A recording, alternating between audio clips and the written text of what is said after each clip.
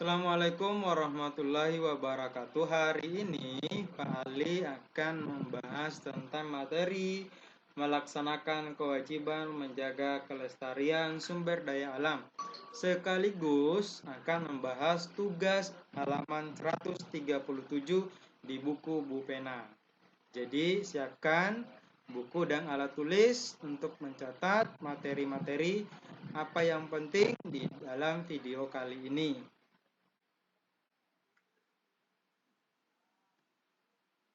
Kerjasama dalam melaksanakan kewajiban menjaga kelestarian sumber daya alam. Sebelum membahas lebih jauh tentang kerjasama, maka terlebih dahulu kita harus pahami mengapa sih masyarakat mempunyai kewajiban untuk menjaga kelestarian sumber daya alam itu. Apa latar belakangnya? Maka ayo kita pahami bersama. Alasannya adalah anggota masyarakat merupakan unsur yang menikmati sumber daya alam, sekaligus unsur yang merasakan langsung dampak jika terjadi kerusakan lingkungan. Oleh karena itu, setiap anggota masyarakat berkewajiban bahu-membahu dan bekerja sama dalam menjaga kelestarian lingkungan. Jadi, masyarakat yang menikmati sumber daya alam, masyarakat juga yang akan terkena dampak langsung bila tidak melaksanakan kewajiban untuk menjaga kelestarian sumber daya alam. Dampak buruknya apa bila tidak melaksanakan kewajiban itu? Yang pertama, terjadi kebanjiran, terjadi tanah longsor, terjadi kebakaran hutan, dan lain-lain, dan bencana yang lain. Sehingga masyarakat mempunyai kewajiban untuk menjaga kelestarian sumber daya alam tersebut. Kerjasama seperti apa yang bisa dilakukan oleh masyarakat? Yang pertama adalah melaksanakan kerja bakti kebersihan secara rutin. Jadi membuat sebuah jadwal untuk melaksanakan gotong royong membersihkan lingkungan.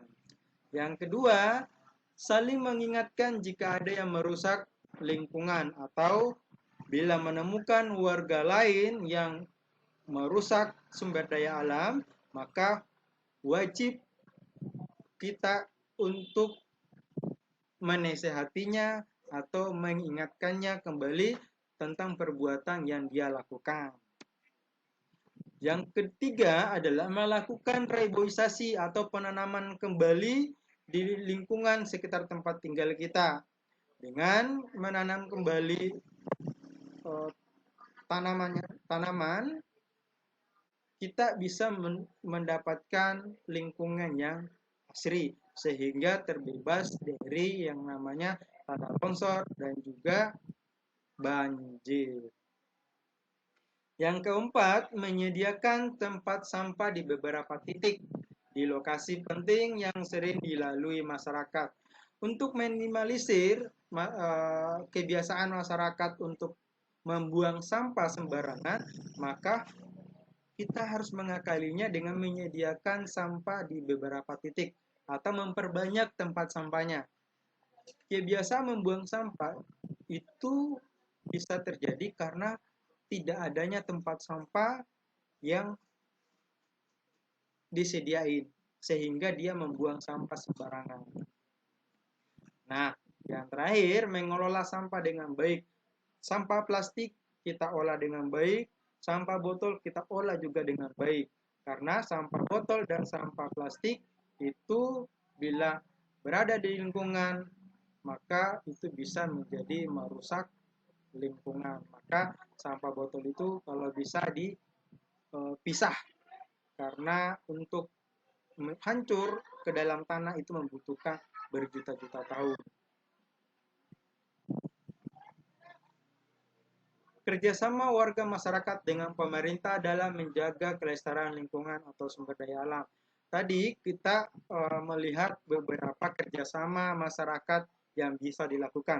Sekarang adalah bagaimana sih kerjasama warga masyarakat dengan pemerintah dalam menjaga kelestarian lingkungan atau sumber daya alam.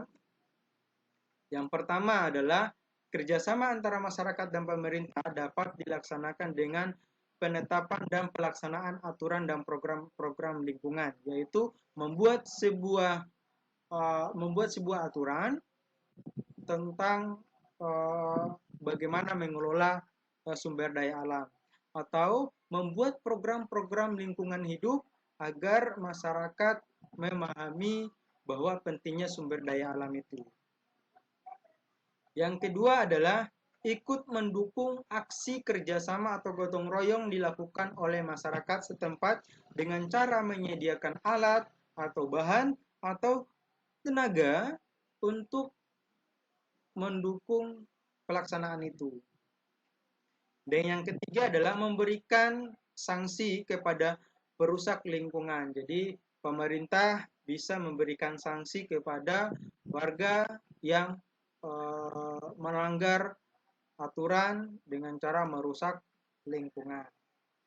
Yang keempat, memberi hadiah dan penghargaan kepada pribadi ataupun kota yang menjaga kelestarian lingkungan seperti Adipura dan Kalpataru. Membentuk LMDH atau Lembaga Masyarakat Desa Hutan untuk mengontrol secara swadaya kelestarian hutan. Menyediakan tempat pembuangan sampah bagi masyarakat dan menyediakan pembuangan sampah akhir sehingga sampah-sampah masyarakat mengetahui akan dibuang kemana sampah dalam rumah tangganya. Dan yang terakhir adalah pemerintah daerah berpartisipasi dalam membersihkan sungai dari sampah. Manfaat yang dapat dirasakan bila melaksanakan kewajiban itu adalah yang pertama, hidup aman, tentram dari bencana alam, terhindar dari bencana alam. Yang kedua, hasil alam akan melimpah ruah. Yang ketiga, hidup nyaman karena lingkungan asri dan udara bersih. Yang keempat, kebutuhan tercukupi dengan baik karena telah disediakan alam. Dan kelima, meningkatkan kesejahteraan masyarakat dengan mengelola dan memanfaatkan sumber daya alam. Jadi banyak manfaat yang bisa kita rasakan bila kewajiban menjaga kelestarian sumber daya alam. Nah, untuk selanjutnya Pak Ali akan mencoba membahas tugas kalian. Tugas yang pertama yaitu sungai yang kotor. Kerjasama antara masyarakat dengan masyarakat. Nah, melihat gambar tersebut, apa yang bisa dilakukan masyarakat dengan masyarakat? Yang pertama, bergotong royong membersihkan sampah di sungai. Jadi kalau ada sampah di sungai, sudah jelas sungainya kotor, masyarakat boleh melakukan aksi untuk mengangkat sampah tersebut. Yang kedua adalah melakukan pengelolaan sampah dengan benar. Yang ketiga, melakukan kegiatan rutin membersihkan sungai. Ya, untuk kerjasama antara masyarakat dan pemerintah adalah ikut berpartisipasi dalam gotong royong dengan menyediakan alat dan tenaga. Misalnya mengikutkan petugas kebersihan. Dan yang kedua, bersama-sama membuat aturan dalam menjaga kebersihan. Bersama masyarakat membahas aturan yang tegas untuk mencegah terulangnya sungai yang kotor. Yang ketiga, bersama-sama melakukan kampanye untuk menjaga sungai atau bersosialisasi agar sungai kita bersih, tidak kotor seperti yang digambar. Soal yang kedua, menemukan taman yang tidak terawat dan ditumbuhi rerumputan. Kerjasama antara masyarakat dengan masyarakat, yaitu bergotong royong memotong rumput yang tinggi dan rumput yang mengganggu. Bersama-sama menata ulang taman tersebut. Bersama-sama melakukan giat rutin memelihara taman. Bersama-sama saling mengingatkan menjaga taman tersebut. Karena taman adalah milik masyarakat, maka kita harus saling mengingatkan satu sama lain agar taman kita bisa terawat dengan baik. Kerjasama antara masyarakat dan pemerintah. Yang pertama, ikut berpartisipasi dalam gotong royong. Kembali menyediakan alat dan tenaga. Karena pemerintah untuk tenaga, untuk alat, itu lengkap dan mengerjakan hal yang berat, tenaga alat berat pemerintah menyediakan. Dan juga menyediakan tenaga seperti petugas yang khusus untuk merawat tanaman.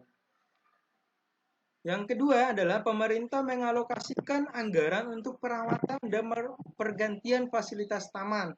Jadi masyarakat dan pemerintah bersama-sama membahas anggaran untuk memberikan perawatan taman tersebut agar bisa kembali dinikmati oleh masyarakat banyak. Dan yang ketiga adalah membahas bersama aturan yang ditetapkan di taman demi kenyamanan masyarakat. Jadi pemerintah membuat aturan yang apa yang boleh dilakukan di taman dengan melibatkan masyarakat sehingga tidak ada yang dirugikan dari aturan itu. Nah, soal yang ketiga adalah menemukan laut penuh sampah dan mengeluarkan aroma tidak sedap.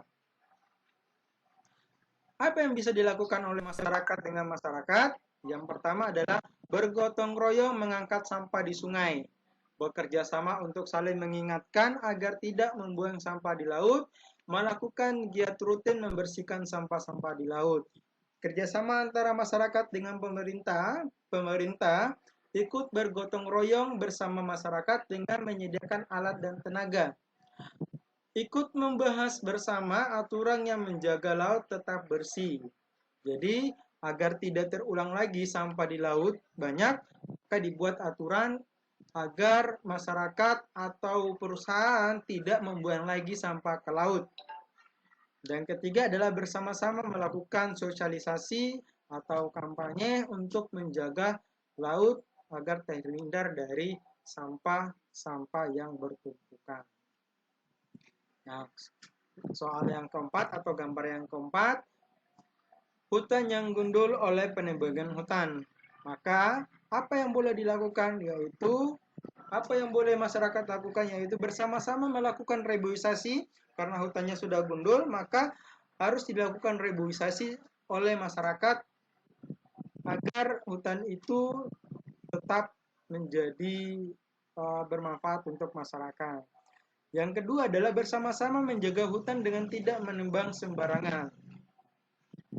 Masyarakat dan pemerintah ikut berpartisipasi dalam gotong royong, reboisasi, menyediakan alat, bahan, dan tenaga dalam reboisasi tersebut. Yang kedua, bersama-sama membuat aturan dalam menjaga hutan. Aturan di sini sangat penting agar penebangan liar bisa dihindari. Dan yang ketiga adalah bersama-sama melakukan kampanye menjaga hutan agar hutan tidak ditebang sembarangan oleh masyarakat yang tidak berkepentingan. Mungkin itu saja pembahasan hari ini. Kita akan berjumpa kembali di hari Selasa. Untuk tugasnya nanti akan ada lagi. Dan siap-siap kita akan coba mengerjakan soal lagi melalui Google Form. Ya, sampai jumpa.